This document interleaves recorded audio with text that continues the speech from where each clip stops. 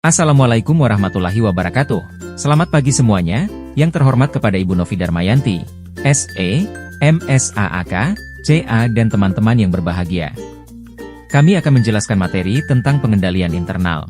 Perkenalkan kelompok kami, 1M Azmil Syafiq Fatullah NIM 220410113, 2 Septiani NIM 220410116, 3 Akila Rosyidah NIM 220411024, 4 Aida Haryanti NIM 220411007.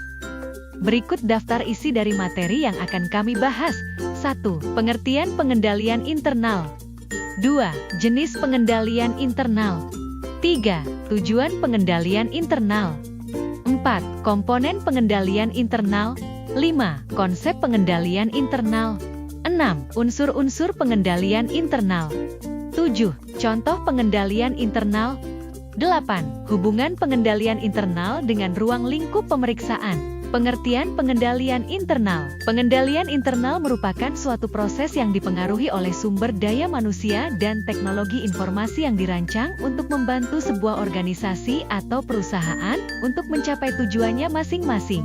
Pengendalian internal ini sebuah cara untuk mengawasi, mengarahkan, dan mengukur sumber daya manusia dalam suatu organisasi atau perusahaan. Jenis pengendalian internal. Ada 2 jenis dalam pengendalian internal yaitu 1. Pengendalian internal akuntansi. Dalam pengendalian internal akuntansi mengurus beberapa hal meliputi keandalan data, persetujuan, pemisahan fungsi operasional, pencatatan, pengawasan, serta pengawasan aset perusahaan. 2. Pengendalian internal administrasi. Dalam pengendalian internal administrasi mengurus beberapa hal meliputi efisiensi usaha, analisis risiko, kebijakan direksi, manajemen sumber daya, dan pengendalian mutu. Berdasarkan manfaatnya, jenis pengendalian internal dibagi menjadi 3 kelompok, yaitu 1. Pengendalian preventif. Pengendalian ini digunakan untuk mencegah kesalahan yang terjadi. Dalam hal ini secara otomatis akan dilakukan pengecekan yang dirancang untuk mencegah penyalahgunaan. 2. Pengendalian detektif. Pengendalian ini digunakan untuk mendeteksi kesalahan-kesalahan yang terjadi dalam memasukkan data. 3. Pengendalian korektif. Pengendalian ini digunakan untuk memberikan informasi kepada pihak manajemen untuk memperbaiki kesalahan yang terjadi. Pengendalian ini dirancang untuk mengoreksi kesalahan yang terdeteksi. Berdasarkan cakupannya, jenis pengendalian internal dibagi menjadi 2 kelompok, yaitu 1. Pengendalian umum. Pengendalian ini digunakan untuk memproses semua aktivitas yang berhubungan dengan data di dalam komputer. Hal-hal yang diproses meliputi pemisahan tanggung jawab dan pengolahan data. 2. Pengendalian aplikasi. Pengendalian ini digunakan untuk mengawasi jalannya transaksi dan penggunaan program di aplikasi-aplikasi komputer. Pengendalian ini bertujuan untuk menjaga setiap transaksi harus selalu dicatat, mendapat otorisasi, diproses, dan dilaporkan dengan baik. Tujuan pengendalian internal. Ada 5 tujuan dalam pengendalian internal yaitu 1. Untuk memastikan kegiatan perusahaan berjalan sesuai kebijakan yang telah berlaku. 2. Mencapai tujuan dari perusahaan yang sebelumnya telah ditetapkan. 3. Mencegah kerugian yang terjadi pada sumber daya perusahaan. 4. Menjaga aset atau keuangan dalam sebuah perusahaan. 5. Untuk menghasilkan laporan keuangan yang akurat dan tepat. Komponen pengendalian internal. Dalam pengendalian internal ada 5 komponen yaitu 1. Prosedur pengendalian. Ini bertujuan agar pengendalian internal tetap berjalan sesuai yang sudah direncanakan. Adanya prosedur ini juga sebagai pencegahan terhadap kecurangan dan kesalahan dalam aktivitas perusahaan. 2. Pengawasan. Pengawasan berfungsi untuk memastikan agar semua aktivitas di dalam pengendalian internal berjalan sesuai aturan dan pedoman yang berlaku.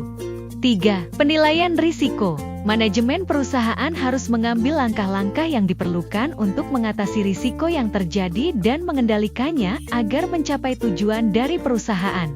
4. Lingkungan pengendalian. Lingkungan pengendalian merupakan seluruh aspek mulai dari perilaku, struktur, dan pedoman yang ada pada sebuah operasional perusahaan. Dengan adanya lingkungan pengendalian ini, suatu perusahaan dapat menjadi lebih disiplin dan terstruktur.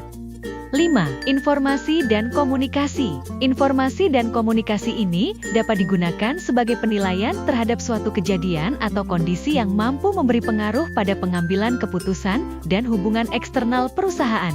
Konsep pengendalian internal. Dalam pengendalian internal, ada 3 konsep yaitu 1. Pengendalian internal merupakan tanggung jawab dari manajemen perusahaan. Meski terlihat bahwa pelaksanaan pengendalian internal ini melibatkan seluruh anggota, namun tetap saja secara struktur manajemen yang bertanggung jawab. 2. Memberikan kepercayaan yang wajar dan tidak absolut. Hal itu terjadi karena banyak pertimbangan mengenai kebutuhan, biaya, dan tujuan lain. 3. Pengendalian internal memiliki keterbatasan. Pelaksanaan ini tidak selalu efektif, tergantung pada kompetensi dan keandalan pelaksananya. Unsur-unsur pengendalian internal. Dalam pengendalian internal ada 4 unsur yaitu 1. Struktur memisahkan tanggung jawab fungsional. Struktur dalam organisasi merupakan kerangka untuk pembagian tanggung jawab secara fungsional pada unit organisasi yang dibentuk untuk kepentingan perusahaan yang dipisahkan antara fungsi-fungsi operasional dan penyimpanan dari fungsi akuntansi. 2. Wewenang dan prosedur memberi upaya perlindungan. Di dalam sebuah organisasi harus ada sistem yang mengatur sebuah wewenang dalam setiap transaksi untuk melindungi kekayaan, uang, pendapatan dan biaya dalam organisasi tersebut. 3. Praktik sehat dalam tugas organisasi. Praktik sehat dalam tugas organisasi adalah praktik yang dilakukan untuk memastikan bahwa tugas dan fungsi organisasi dilaksanakan dengan baik. 4. Karyawan berkualitas. Karyawan berkualitas adalah karyawan yang memiliki kemampuan, pengetahuan, sikap, dan etika kerja yang baik, sehingga dapat memberikan kontribusi yang signifikan dan berkelanjutan bagi perusahaan. Contoh pengendalian internal. Contoh diambil dari kasus toko kelontong yang buka selama 24 jam. Contoh pengendalian internalnya sebagai berikut. 1. Memasang kamera pengawas. 2. Memiliki sistem untuk mencatat kas otomatis untuk mempermudah pekerjaan. 3. Memiliki 2 karyawan yang bertugas bergantian dan 1 orang sebagai pencatat transaksi. 4. Menempatkan kasir di depan pintu masuk untuk memudahkan pelanggan melakukan transaksi. 5. Melakukan penyetoran kas langsung ke bank sebelum pergantian karyawan. 6. Setiap pergantian karyawan wajib dilakukan presensi. 7. Setiap barang yang keluar dan masuk dicatat ke dalam dokumen atau sistem data. Hubungan pengendalian internal dengan ruang lingkup pemeriksaan.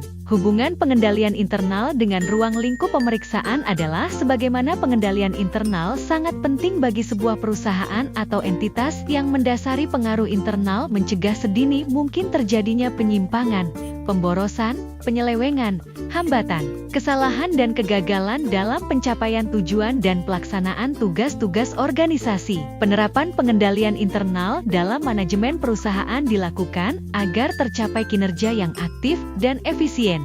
Dari pembahasan di atas dapat disimpulkan bahwa pengendalian internal merupakan sistem yang dirancang untuk memberikan jaminan bahwa organisasi dapat mencapai tujuannya dengan efisien dan efektif.